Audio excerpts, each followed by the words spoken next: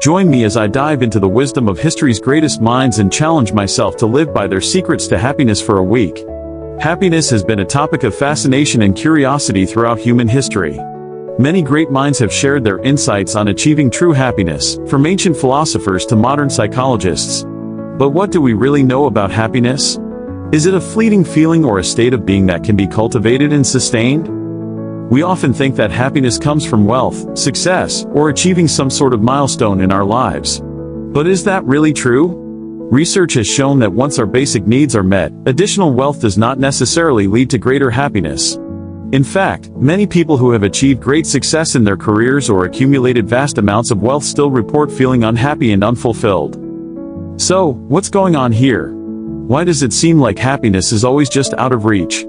One reason is that we're often looking in the wrong places for it. We think that if we just get that one thing, whether it's a new car, a bigger house, or promotions, we'll finally be happy. But the truth is that happiness is not something that can be bought or acquired.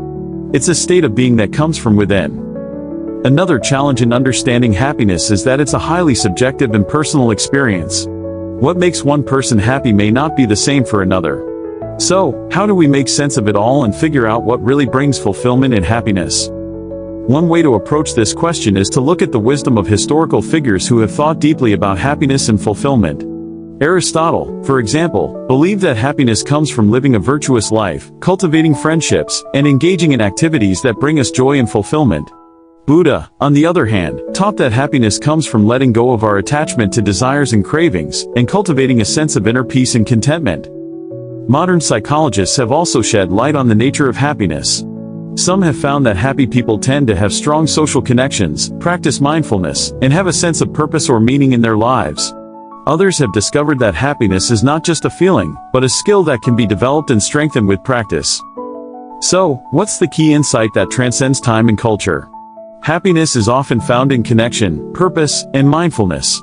When we focus on building strong relationships, pursuing activities that give us a sense of meaning and direction, and cultivating a sense of awareness and presence, we're more likely to experience happiness and fulfillment.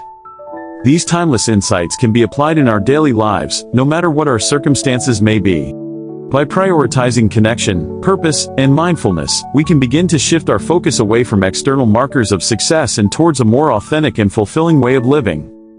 Thanks for joining me on this journey into the wisdom of history's greatest minds.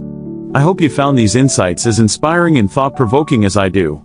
If you have any thoughts or comments on what you think is the key to happiness, please share them in the comments below.